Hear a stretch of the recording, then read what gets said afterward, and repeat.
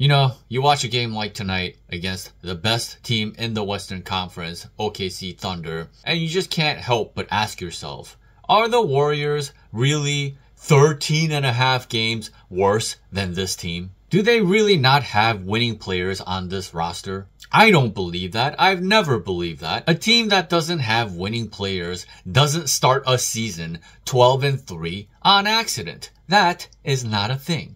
12-3? I mean, that's like 20% of the season. It just doesn't make any sense. And they have Steph Curry, and they've had him all along. And really, a game like tonight, a performance like tonight, shows you that if Steph Curry gets into a 7-game situation, and Steph Curry has viable guys around him, viable defenders around him, and freaking has proper size around him, and a coach who isn't trying to sabotage everything every chance he gets, there's just no way I am betting on free throw merchant SGA over Steph Curry in a 7-game series.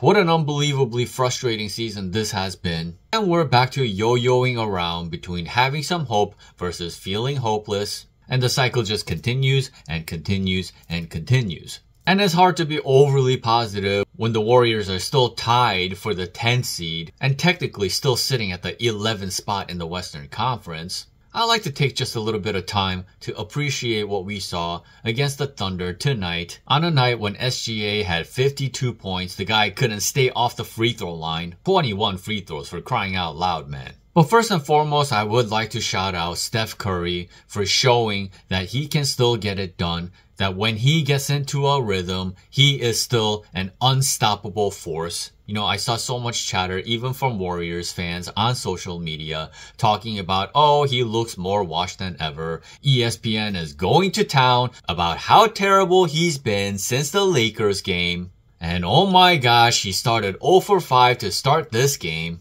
I have heard various noise about how the front office doesn't really believe in Steph Curry anymore as a first option or even as a potential second option. That's how their analytics is judging Steph Curry, and it's reflected in their lack of action. Meanwhile, I'm looking at this dude, and he's being put in lineups that makes it really hard for him to succeed, especially with the system that they run on most nights. And he keeps re-injuring and aggravating that sprained thumb on his shooting hand that makes it very difficult anytime he gets hit in that area. You know, you see some other stars around the league, divas around the league, that would just sit out in a situation like this. They wouldn't play through pain. They wouldn't play through all this. He's making all the money that he can make. Why bother taking criticism to go out there and shoot poorly, play through this injury, when you can just not give a damn and just stop playing?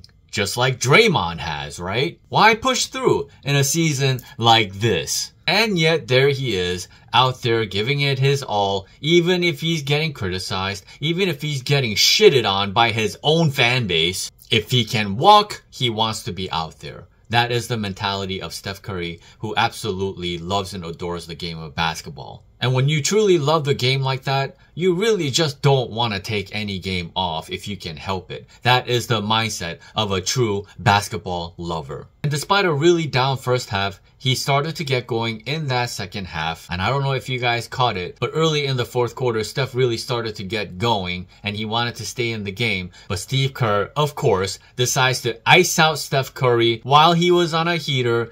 After playing less than 4 minutes in the fourth quarter, Steph Curry could not believe it, and you can see his reaction in this clip right here. Came in kind of early. He's going to probably stay in, and that might be the difference. And again, Curry looks like he's... You act like you know what Steve Kerr is thinking. I mean, you clearly worked together for a while. You knew it, you said it, and it happened right then. Went to the bench. We'll see how long he keeps him out there. See how long he can. I mean, he'll keep him there as long as he can, but Curry knows, and he's shaking his head. He'll be back in this game in a few minutes.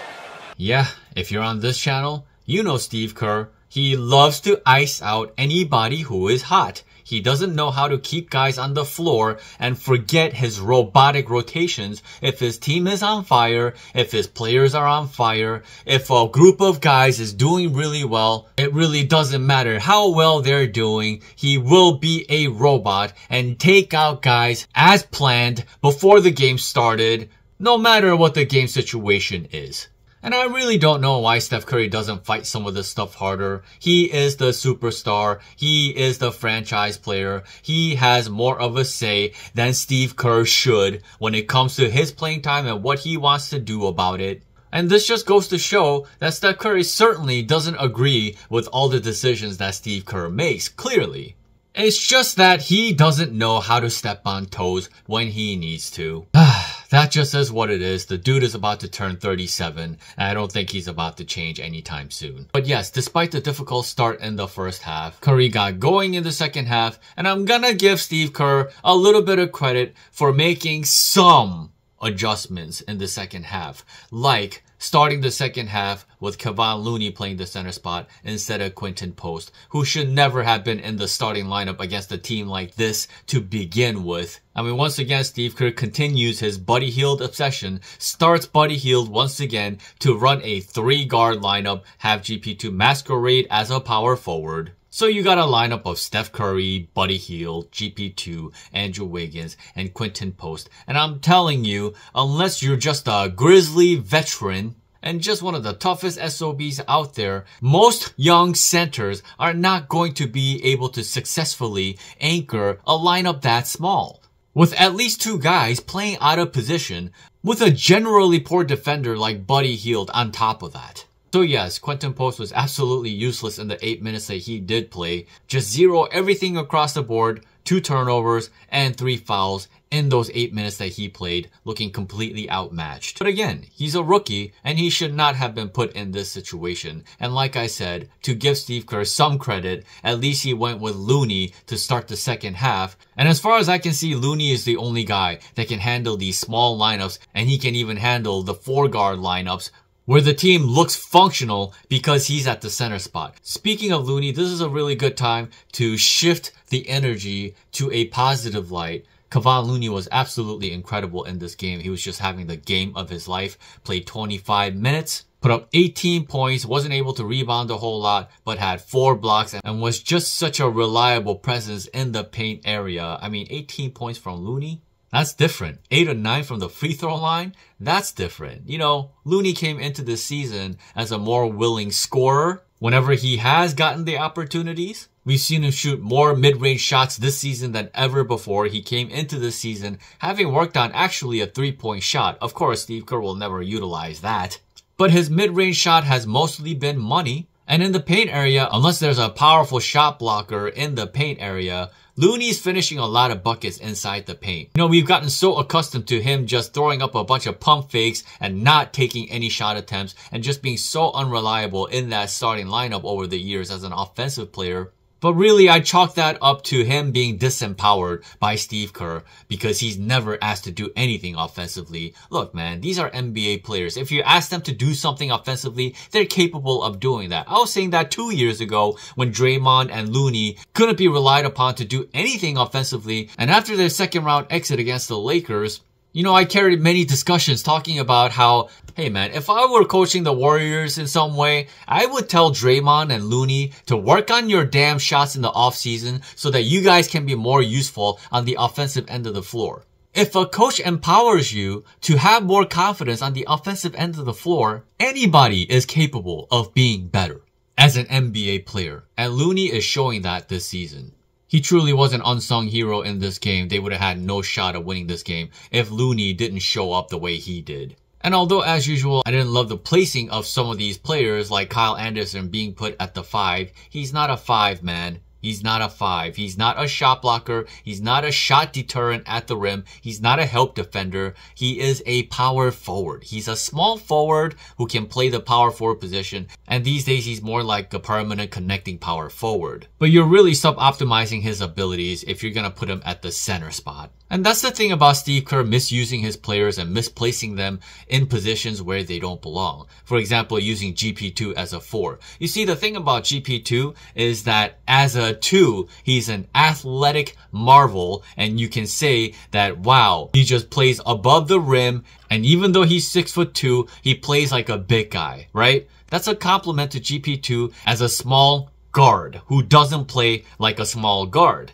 That does not mean that you should put him at the power forward spot. You know what I'm saying? It's kind of like you think about Russell Westbrook, right? Russell Westbrook, triple-double machine, rebounding marvel, athletic marvel, just not normal, right? But you can say that about him primarily as a point guard, maybe as an off guard at most, right? But you don't then start to abuse that situation and be like, you know what? Russell Westbrook should actually play the power forward spot because he's such a good rebounder.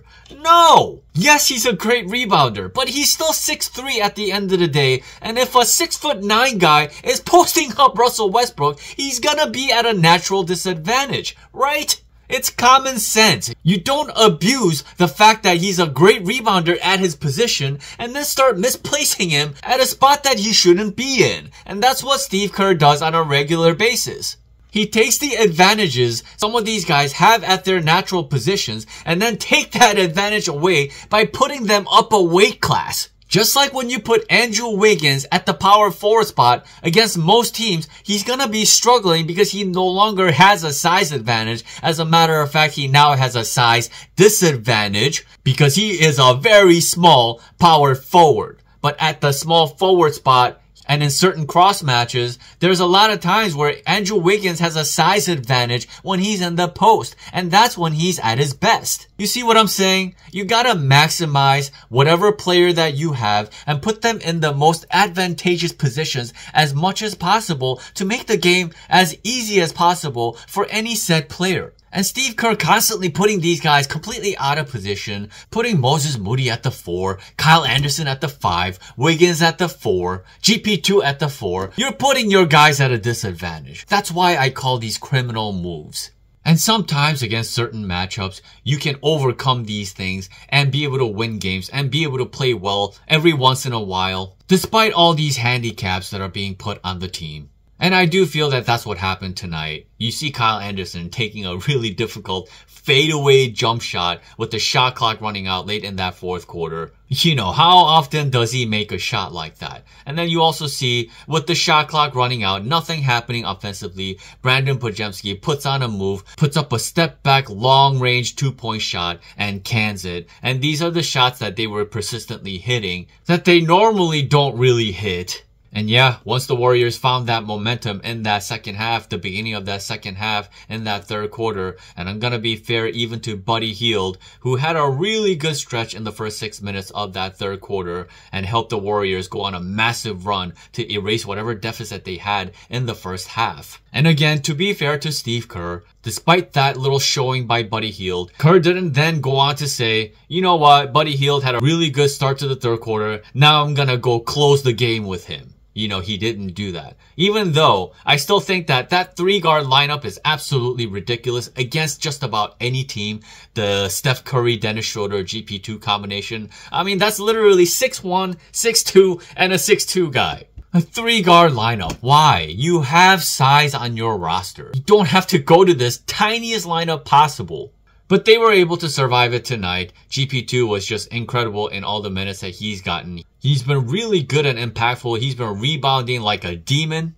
15 points on just 7 shot attempts tonight, 9 rebounds. Despite the suboptimal situation that he's being put in, I appreciate the complete and utter effort on his part. And Brandon Podziemski continues to be efficient on the floor. He was once again 4 of 6 from the floor, 11 points. And generally speaking, he's been a very positive player since the return from that ab injury. And yes, when he can be efficient like this on the floor and be a confident offensive player and be able to shoot with confidence and create with confidence, then yes, he can be put at the shooting guard spot and it'll be okay. You know, the way he's playing, I certainly want him in the starting lineup over Buddy Hield at this point. And Dennis Schroeder, he's had a lot of rough moments with this team, trying to play alongside Steph Curry. Just not an easy thing to do. 6'1" point guard and a 6'2" point guard trying to coexist on the floor at the same time. Very difficult. Dennis Schroeder is being used in the split action as a shooter, despite the fact that he's an on-ball scorer. He needs a lot of screens with the ball in his hands to be able to do what he does best. But he's doing the best he can. Tonight he shot 4 of 8 from the floor, 9 points, 7 assists. And despite his small stature, he is very scrappy on the floor. And we can at least appreciate the fact that there were 6 guys coming off the bench, which is not great, but Quinton Post ultimately did not get to play after the first half. So really the Warriors were running a 10-man rotation minus Post. And when you look at these names coming off their bench, well, Kevon Looney, Guy Santos, Kyle Anderson, all playing 15 plus minutes is really important. Like I said, you gotta play your big men, and you just can't play midget lineups all day and night. Oh, and Andrew Wiggins did a hell of a job tonight. 10 of 17 from the floor, 27 points. Hit a huge 3-point shot to end the second quarter. That definitely gave a little bit of life back to the Warriors to end that discouraging first half. Yes, throughout the game, Wiggins was persistently aggressive from a scoring standpoint, and he really held it down. 5 of 8 from the 3-point line is really impressive. And he's really starting to get fouled on a regular basis from that 3-point shot. You know, teams are starting to scout him as a true threat from the 3-point line, and they're really jumping at him and just constantly invading his landing spot. Shoot, he gets fouled more from the 3-point line than Steph Curry does these days. Although we all know Steph Curry gets fouled a lot from the 3-point line, it's just that the refs never call it for him. They really treat Steph Curry like he's Shaq when it comes to fouls not being called for him from the 3-point line. You know what I'm saying? Now, having said all that, I'm a guy who is all about optimization and maximization. When you have a Steph Curry on your roster, well, you try to maximize every single thing imaginable and possible. Because why wouldn't you? That's just the only way I know how to operate. And a franchise that's worth $9 billion, you would think they would have the same mentality. The trade deadline is less than 2 weeks away from now. Draymond and Jonathan Kuminga are going to come back eventually, and then the Warriors are going to have an influx of players once again. They're going to have too many guys, and Steve Kerr is not going to know what to do. And all but likely, he's going to end up sitting out the wrong guys that should be playing. The best way to resolve this situation is to ensure that this team consolidates both from a guard situation and a forward situation. Right? You cannot play Kyle Anderson, Guy Santos, Jonathan Kuminga at the same time, as long as Steve Kerr is still on this roster. And you can't play Kevon Looney, Quinton Post, and Trayce Jackson-Davis all at once either. They have to consolidate this situation.